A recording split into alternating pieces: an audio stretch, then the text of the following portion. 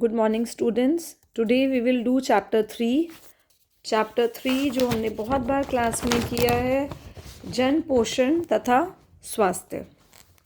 Okay, पहला topic जो इसमें हम वो है कुपोषण। बेटा, कुपोषण मतलब सही पोषण ना होना। कुपोषण 3 प्रकार का होता है। अल्प पोषण, या इसको हम कहते हैं अपर्याप्त पोषण। अल्प पोषण, अपर्याप्त पोषण, जहाँ हमें पूरी तरह का पोषण नहीं मिल पा रहा। उसके कारण बहुत हो सकते हैं। धन की कमी, पैसा नहीं है, एजुकेशन नहीं है, एक व्यक्ति शिक्षित नहीं है कि उसको पता हो कि भाई क्या खाना चाहिए, क्या बैलेंस डाइट है। महिलाओं के साथ भेदभाव करना, फीमेल्स को प्रॉपर फूड ना मिलना, खुद की साफ सफाई ना रखना, ठीक है, खुद ही प्रॉपर खाना नहीं खाना समय पे। जैसे आजकल टीनेजर हैं वो डाइट कर रहे हैं, खाना नहीं खा रहे हैं, ठीक है, या फिर जो बूढ़े लोग हैं वो खाना खा नहीं पा रहे।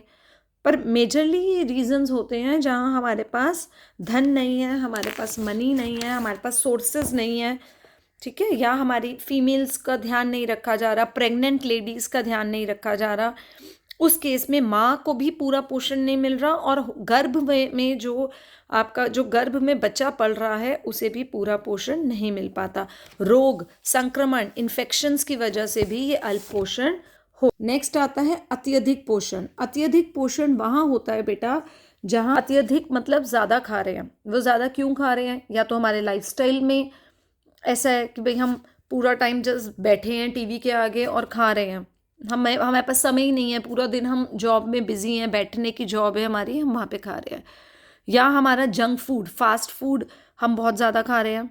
हमारी एक्टिविटीज़ कम है, हमारे पास टाइम नहीं है, हम फिजिकल एक्टिविटी कर ही नहीं रहे। आजकल बच्चों को भी देखा जा रहा है वो मोबाइल पे ज़्यादा बिजी हैं, ठीक है। एकल परिवार है, सिंगल फैमिली है, मदर पेरेंट्स चले गए काम पे, पीछे से बच्चा है वो तो बस अंदर घर में बैठा है और ही इज़ ईटिंग।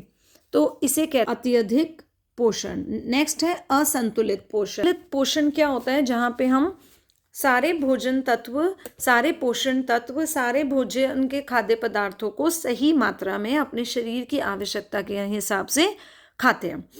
अगर हम किसी भी चीज़ को प्रॉपर अमाउंट में नहीं खा रहे, सपोज हम सिर्फ चावल के साथ सब्जी खा रहे हैं, दाल को इंक्लूड नहीं कर रहे, दही को इंक्लूड नहीं कर रहे, सैलड को इंक्लूड नहीं कर रहे, पर हम चावल और सब्जी बहुत अच्छी मात्रा में खा रहे हैं, तो इसे भी असंतुलित पोषण कहा जाएगा। ऐसा नहीं है कि आपने चावल भर पेट खा लिए सब्जी के साथ तो आप संतुलित पोषण में हैं। इट्स नॉट संतुलित पोषण, ये है असंतुलित पोषण।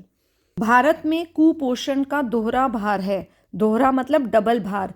एक भारत के ऊपर भार है अल्प पोषण का और एक है अति पोषण का। आया अल्प पोषण मतलब खाने की कमी, शरीर में पूरा पोषण न मिलना।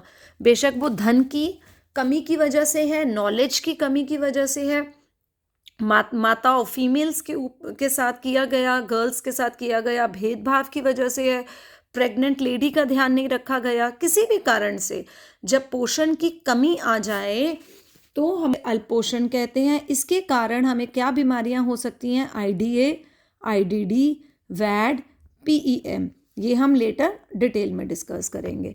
अति पोषण, ज़्यादा खाना, ये एकल परिवार, जंक फूड ज़्यादा खाना, एक्टिविटीज़ कम करना की वजह से हो सकता है। लाइफस्टाइल ठीक नहीं है तो हो सकता है। इसके कारण बीमारी होती है मोटापा, डायबिटीज़, थायराइड या उच्च रक्तचाप, यहाँ तक कि हार्ट की प्रॉब्लम भी हो जाती है। उच्च रक्तचाप में हम सोडियम कम खाते हैं। जन स्वास्थ्य पोषण। जन स्वास्थ्य पोषण वह क्षेत्र है, क्षेत्र के अंदर हम बात करते हैं पोषण से संबंधित समस्याओं की।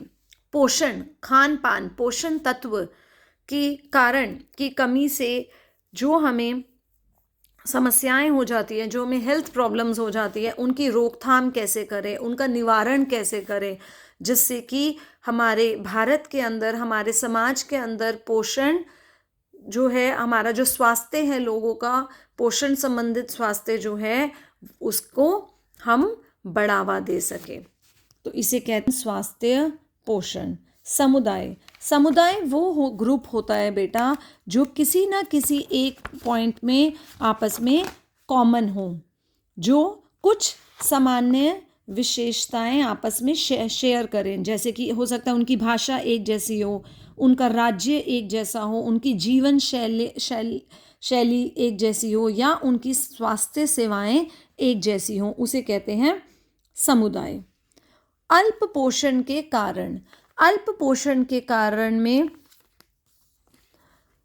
पहला आता है मूलभूत कारण, जिसमें हम कह सकते हैं हमारे पास संसाधन नहीं है, हमारे पास धन नहीं है, ठीक है, हमारे जो फीमेल्स हैं, महिलाओं की स्थिति अच्छी नहीं है, ठीक है, पर्यावरण, हमारी जो एनवायरनमेंट है उसमें इतना, इस समय इतना पोल्यूशन है, उस कारण भी हम अल्प पोषित हो सकते हैं।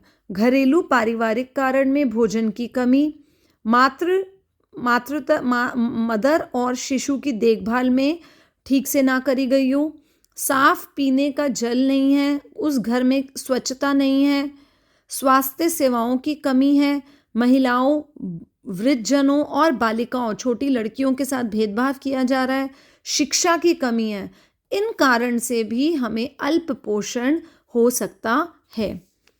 व्यक्तिगत स्तर पे एक एज अ पर्सन क्या क्या प्रॉब्लम हो सकती है, क्यों हमें अल्प पोषण हो सकता है? हमें कुपोषण, अक्षमता, मृत्यु या किसी रोग के पोषण हो सकता है। देखो बेटा, किसी पर्सन ने अगर बहुत हेल्दी खाना उसके घर में बना है, आप कह लो बथुए की रोटी, घी का रायता, सब्जी, दाल, सब बहुत अच्छे से है, लेकिन फिर भी उस व्यक्ति को अल्प पोषण है। क्यों? वन रीज़न, या तो वो गंदे हाथ से खाना खा रहे हैं, उनका हाथ स्वच्छ नहीं है, हाथों में गंदगी है, उसने उससे खाना खाया, वो गंदगी भी साथ गई और उसके स्टमक में इन्फेक्शन की वजह से वो खाना शरीर में लगा ही नहीं उसके पोषण तत्व। सेकंड, उसको ऑलरेडी कोई इन्फेक्शन है बॉडी में, स्टमक इन्फेक्शन या कोई और बीमारी, रोग है, जिसकी वजह से उसका खाना उसको अंदर नहीं लगता, ठीक है। थर्ड रीज़न, डाइटिंग, हम प्रॉपर खाना नहीं खा रहे, हम मील स्किप कर रहे हैं और खा रहे हैं तो बहुत थोड़ा थोड़ा खा रहे हैं कि हमें पतला होना है, तो इन कारण की वजह से भी हम अल्प पोषित रह सकते हैं।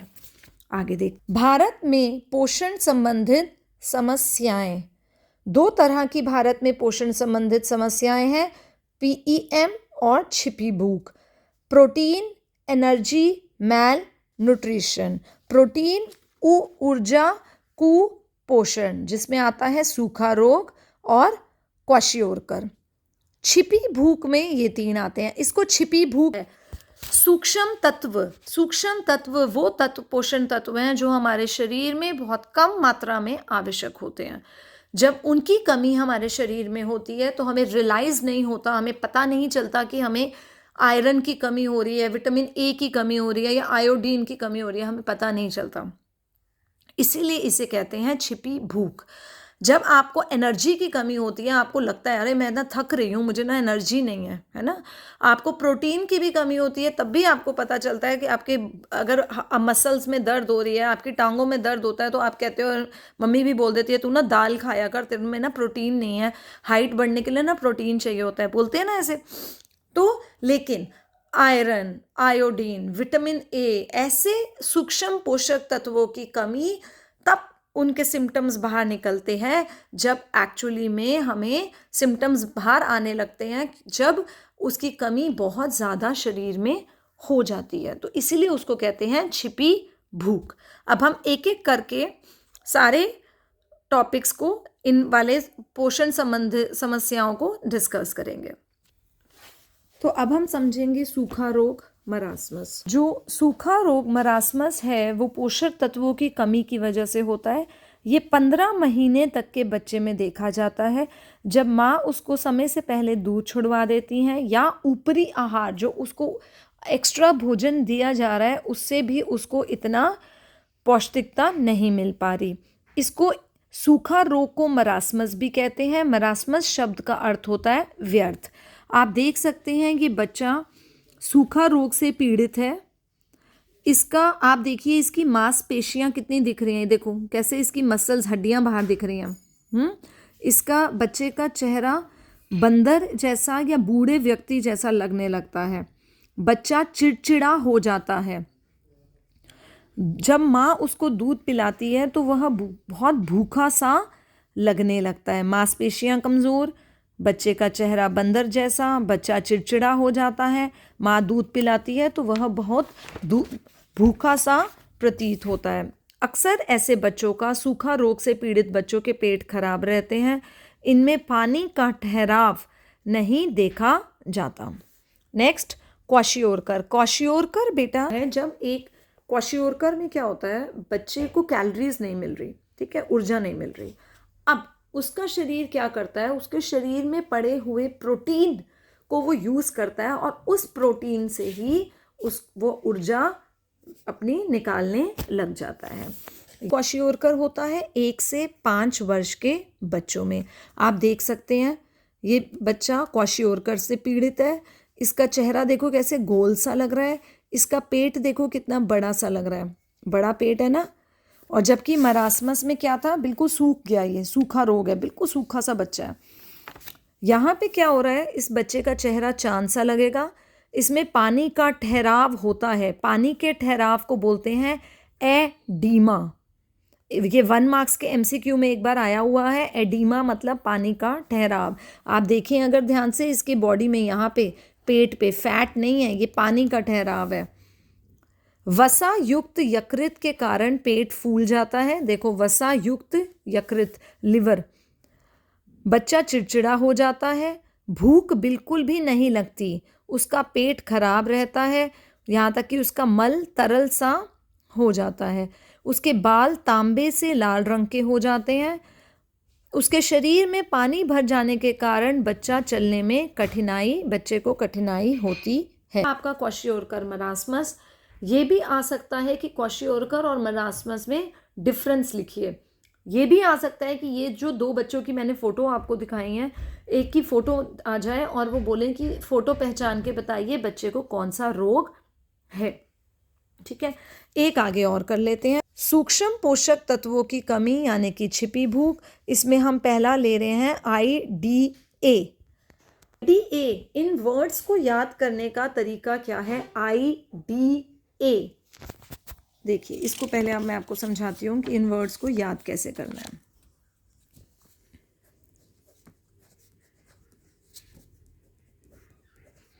इसको ऐसे याद करिए, अनीमिया। अनीमिया या इसे बोलते हैं अरक्तता, ठीक है, ठीक है। ए से अनीमिया। अनीमिया किस कारण होता है? आयरन की डेफिशिएंसी के कारण। Iron deficiency anaemia. यहाँ पे क्या है? आई से आयोडीन, ड, आयोडीन, ड। अगर आप ऐसे याद करेंगे तो आप एग्ज़ाम में कंफ्यूज नहीं होंगे कि ये क्या था और ये क्या था।